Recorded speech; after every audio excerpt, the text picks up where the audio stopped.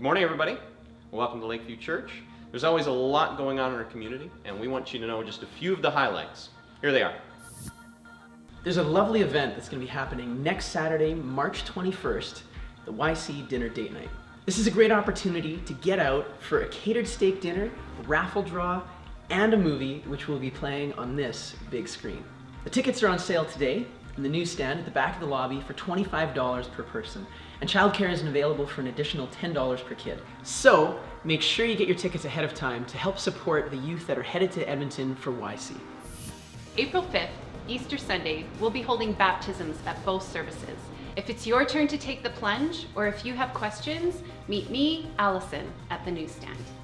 Speaking of Easter, please note that we will have regular Sunday services at both 9:30 and 11 a.m., as well as an additional service on Good Friday, April 3rd at 10 a.m. Sound, lights, visuals, all important tech ministries that help our Sunday services run smoothly. We're looking for people at all levels of interest and ability to join the team.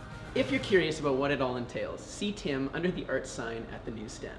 Finally, we want to highlight that the church directory is being updated, and this is a great way for us to keep connected as a community. So, fill out a form today, which you can find in your info folder, and drop it off in the box at the info desk. Or you can simply call or email the church to be included. Well, that's it for your announcements this week. If you'd like to know more about what's happening in the Lakeview community, check out your info folder, visit us at the newsstand out in the lobby, or visit us online at lakeviewchurch.com.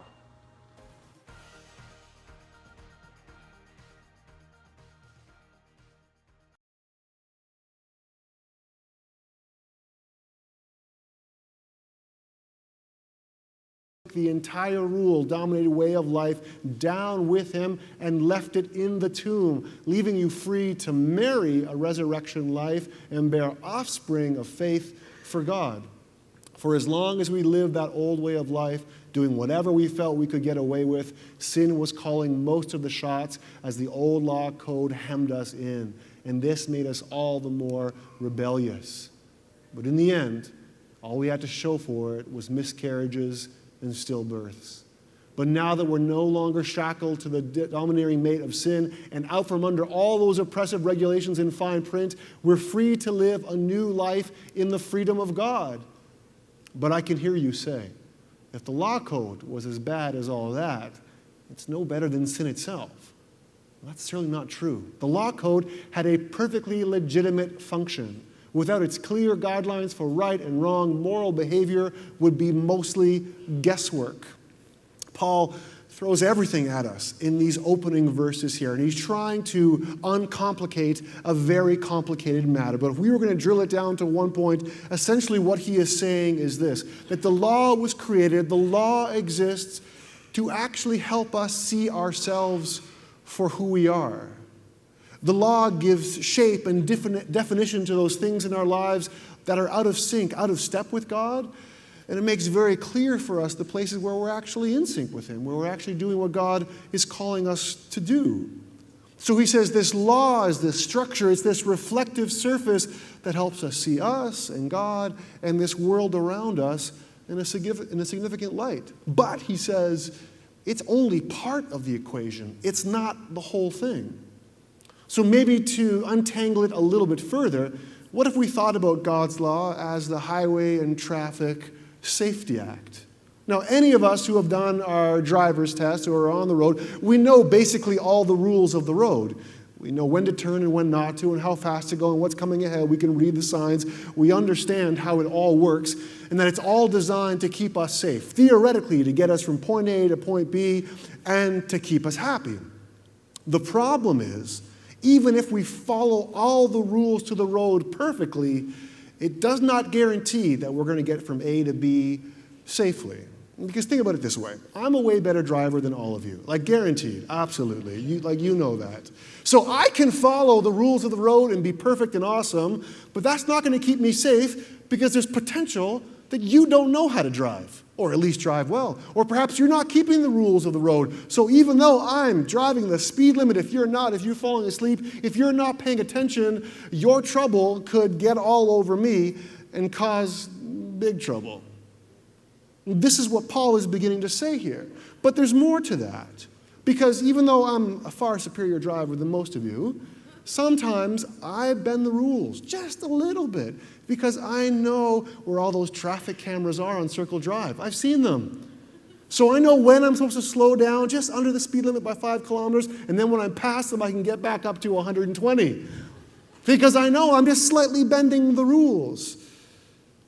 And when we see the law in that way, really what it becomes is this powerless middleman. I mean, it's there, they're set up to keep you safe, but they can't totally because they're just rules. And in the same way, when we think about God's law or God's road rules, they're there to provide something for us. They play a certain function, but you know what? There's way more to life than just following the rules. Think about it in this way, that there's a difference between religion and morality. Morality is knowledge of a code, but religion is knowledge of a person. And it's only when we know Christ that we are able to do what we know we ought. So what Paul is doing is he gives this refresher course on the law. He's trying to bring everything into focus. The law, the rules are there. Yes, that's important. But the point, the actual reason here is, hey, am I on this lifelong road trip, spiritual road trip with God? That's the point, not keeping the rules. The rules exist for a reason. They're there. They're important. We need them. But that's not the end game. Even Jesus says that do not think that I have come to abolish the law or the prophets. I have not come to abolish them, but to fulfill them. So when we think about the rules of the road don't invite me to go out on a road trip. The rules of the road can't convince me to take a long road trip. The rules of the road can't tell me why I should be taking a road trip. I don't wake up in the morning and say, I cannot wait to keep the rules today. Man, I'm going to drive 5 kilometers under the speed limit, and it's going to be a rush. I'm not thinking about that. When I get into the car, it's because I have somewhere to go. I get into the car because I think music sounds better in the car. It's cramped, it's contained, it's cranked, and you are moving. Things are spinning, and it just feels better. There's something about it when your song comes on the radio while you're driving. I get into the car because for one reason or another, I want to be with someone or I'm going to meet someone. So when Jesus says that he is the fulfillment of the law, what he's saying is he is the reason that we get into the car in the first place. And the law exists to keep us on the road. So when we begin to see ourselves and God and the world in this way, it helps us sort these things out. The challenge or the trouble is this, that sometimes we take that understanding and we lead ourselves to believe that life is just simply about really keeping the rules. Or life is about just making sure we don't sin too much. And when we begin to think in that way, we usually fall into one of two categories. For those of us who lean a little bit to the right, when we think about sin and forgiveness and brokenness and problems, we look at ourselves first and say, ooh, how am I going to deal with that trouble that's inside of me? I got to deal with this and make this right. But for those of us who lean a little bit to the left, we look out to the world and say, wow, there's a lot of systemic and structural issues and evil and trouble that we've got to deal with. What am I going to do to try to face into some of that? But here's the challenge when we fall into one of those two categories of seeing ourselves, God, and the world. We take God's law, we take this road trip with Jesus, and all we end up ever talking about on the journey is just the problems and the trouble and the sin that's out there. No, listen, that's a necessary conversation to have, but it's not the only conversation that we need to have. And sometimes I'm worried that the church has become this one-trick pony, that all we ever talk about is how terrible everything is and how terrible everybody else is. But that's not the point that Paul is trying to make in this passage. He has something else in mind, and he wants us to think about it maybe a little bit like this, that the law of God itself is not only a declaration of God's will, but it's a revelation of his character, holy and just and good. So the point of the road trip isn't to drive on Circle Drive and be upset about all the potholes that are going to swallow your car whole. They're out there. We have to deal with them. We have to avoid them. We have to fix them. But they're not the point of the road trip. The point of this lifelong journey with God isn't about the dangerous potholes before us. It's about transformation. It's about new life. It's about the good Lord showing us things that we have never seen before. So when we get into the car with God, really what it is, this is what he wants to spend the bulk of the conversation about. Where are we going? What are we doing? What are we going to see? So maybe it's time for us as Christians and as the church to change the conversation. Because if God's favorite conversation is about life and transformation and all things good, then maybe that should be our favorite conversation as well. And Paul touches on it briefly in the passage we just read, when he says that you and I are called to live this resurrected life, to bear this spiritual offspring, or maybe your Bible says to bear this God-like fruit. And this touches a little bit on what we talked about last week, when we said that everything we do is spiritual, everything we do matters. Whether you're swinging a hammer or looking after kids, there is a deep spiritual significance to all of that, and it matters. So Paul is trying to take those ideas, he's trying to steer the conversation back on course, and he's saying, let's get back to talking about what we were created to be co-creators alongside of God, that he's giving us the opportunity, the capabilities, and the mandate to do good things, to steward this world well. That's part of our beginning Genesis story. But when the Genesis story comes up and God says, Adam, Eve, humanity, look after the world, steward it, it's not only just taking care of the world, but it's doing something with it. So what that means is that you and I, God has invested inside of us the capabilities to do something beautiful with our world, to do something that brings life, that brings transformation, that will steer the conversation away from this fearful, what are we going to do next, to this confident, what are we going to do next? And if you allow me this liberty, I'm going to stretch this metaphor out just a little bit further. And so that when we hit the road with God, and we're probably going to go sit in the back seat, or maybe we'll think we'll sit shotgun, God stops us.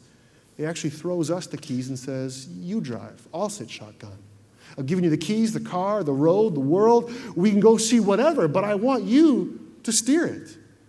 I want to go where you want to go. I want you to do something with what I've given you. So maybe that country song, Jesus, Take the Wheel, isn't so right. Because you and I got the keys. And God wants to see what we're going to do with all that he has given us. So for those of us who are here today, who feel like we are just locked down by the law and the rules of the road, for those of us who have experienced God, or at least we see him as this domineering figure that all he ever wants to talk about are the potholes in the road, Romans chapter 7 changes the conversation on us and turns it into, hey, where are you going? The questions that rise out of the text for us this morning are this. Hey, are you on the journey? Are you doing this ride along with God? Hey, what are you doing with the freedom he's given you? He has taught you the keys. You've caught them. You're in the driver's seat. Where are you going? And if you and I are made in our Maker's image, called to be co-creators alongside with him, what are we doing with that opportunity? What are we doing with that freedom? Friends, this, I think, is the primary conversation that the church needs to be having. And for those of you who are listening and maybe looking down at your shoes at this point and doubting it and saying, yeah, I'm not sure if I'm ready for that or good enough for that or if God really wants me in on that, Paul actually anticipates that. And he says this, Tim, I just lost a signal on my screen. Could you fix that? I might roll here without notes. We're going to see what happens, folks. Here we go. So I can anticipate the response that is coming. I know that all God's commands are spiritual, but I'm not. Isn't this also your experience? Yes, I'm full of myself. After all, I've spent a long time in sin's prison. And what I don't understand about myself is that I decide one way, but then I act another, doing things I absolutely despise. So if I can't be trusted to figure out what is best for myself and then do it, it becomes obvious that God's command is necessary. But I need something more. For if I know the law but still can't keep it, And if the power of sin within me makes me realize I don't have what it takes, I can will it, but I can't do it. I decide to do good, but I don't really do it. I decide not to do bad, but then I do it anyway. My decisions, such as they are, don't result in actions, and something has gone wrong deep within me and gets the better of me every time. Tim, can you bring my computer out? Because I've lost a signal here. But this is the rub of it all, isn't it? This is that tension between good and evil and light and dark. Thanks very much. Seriously, you thought I memorized my messages, but really, I'm just fooling out here. Thanks, Tim. And this is the tension I think that you and I always live in, is that we're trying to live in this tension of light and dark, of good and evil, of trying to do what is holy and what is just. And now my notes have come right back up, so I'll shut this and keep rolling.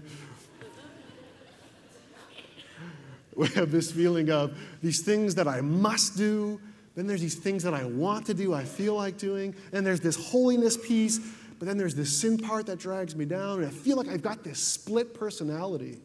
I feel like there's a conflict inside of me. And what Paul is trying to make very, very clear here is that there's more at play for us. And I think it's something that you and I need to be very clear on. When he talks about this tension that we feel inside of us, when this conflict that's inside of us, it's not moral dilemmas that he's talking about. And it's most certainly not a case of willpower. Because that, for me, I think, is the drain that I usually circle. I feel like if I just had more willpower, if I had more self-control, if I had more strength, if I had just done it right, then God would be pleased with me. But this is not what Paul is talking about. Paul is talking about control, but he's talking about a different kind of control. He's not criticizing the reader here. He's trying to uncover something. And the language he uses is so strong. It verges on this idea of being possessed, or earlier he says enslaved. And the question he's asking you and me is this: who have you given control of your life over to? Who holds the keys to your life? Who have you given authority to? Who are the people? Who are the voices? Who are the ideas that run things for you? Your little choices, good or bad, who do they end up giving control to? Who have you allowed to live in your head and your heart? And if you have allowed evil to rent a room in your brain or rent a room in your heart, it always ends in the exact same place. Now, Paul doesn't make specific mention of it here, but we know the story of the Scriptures, and we know where our story fits into it. If we go as far back as the garden, Adam and Eve allow sin and evil in to rent a room, and this alienates them from God and eventually leads to exile. Or people of God are in Egyptian or Babylonian captivity. Something happens where they check out on God, and eventually it alienates them from God, and they're exiled from God. Or think of the story of the Ten Commandments. Moses comes barreling down the mountain. The townsfolk had made a golden calf. He loses his mind and he smashes the Ten Commandments. At the end of that story, 3,000 people died. Why? Because they have alienated themselves from God, and now exiled, they never actually make it into the promised land. So what you and I soon discover is that when we allow sin and evil to take root, yes, it alienates us from God, it exiles us from God, but what it also does is that it alienates us from our true selves. Catholic monk Thomas Merton puts it so well when he says, to try to be happy by being admired by men, or loved by women, or warm with liquor, or full of lust, or getting possessions and treasures, that turns you away soon from the love of God. And then men and women and drink and lust and greed take precedence over God, and they darken his light. And then when we are unhappy and afraid and angry and fierce and impatient and cannot pray and cannot sit still, that is the bitter yoke of sin. And for this we leave the mild and easy yoke of Christ. Merton's playing off Paul and essentially saying this: if you allow sin and evil to enter, to rent a room in your head, you end up losing yourself in the mix. So it's not God saying, you better watch out, you're going to fall into that pothole that makes me so angry. No, that pothole swallows us up, and we lose ourselves in that mix. So the question for you and I here is this: have you lost yourself? If you were to take a good look at you right now, today, do you feel exiled and alienated from God, exiled and alienated from yourself? What are the little steps and little choices that have led you to this place? How did you get there? So now Paul is going to take all these ideas. He's going to try to pull them together, direct us to a place where, you know what? If we look at it all in one piece, maybe we can best understand it like this. So he concludes by saying, so I find this law at work. And although I want to do good, evil is right there with me. For in my inner being I delight in God's law, but I see another law at work in me, waging war against the law of my mind and making me a prisoner of the law of sin at work within me. What a wretched man I am. Who will rescue me from this body that is subject to death? Thanks be to God who delivers me through Jesus Christ our Lord. Paul is using military verbs and language here again. So when he talks about battles and war and being taken prisoner, he's thinking about all of it through the lens of how Rome operates as an army.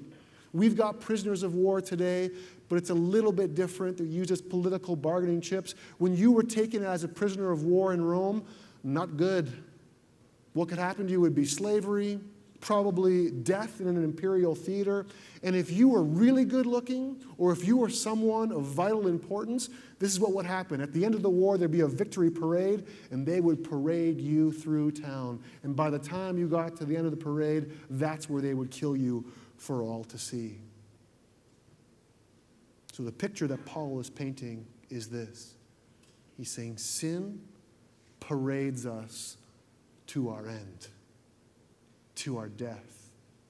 It makes obvious that we are weak and broken. It lets everybody know that we are caught and ashamed. It binds us, gives us no choices, and eventually kills us.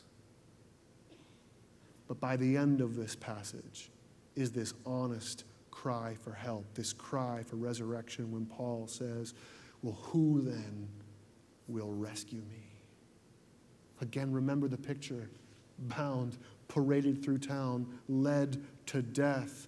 But at just the right time when we cry out, who will save me? Jesus swoops in and he rescues.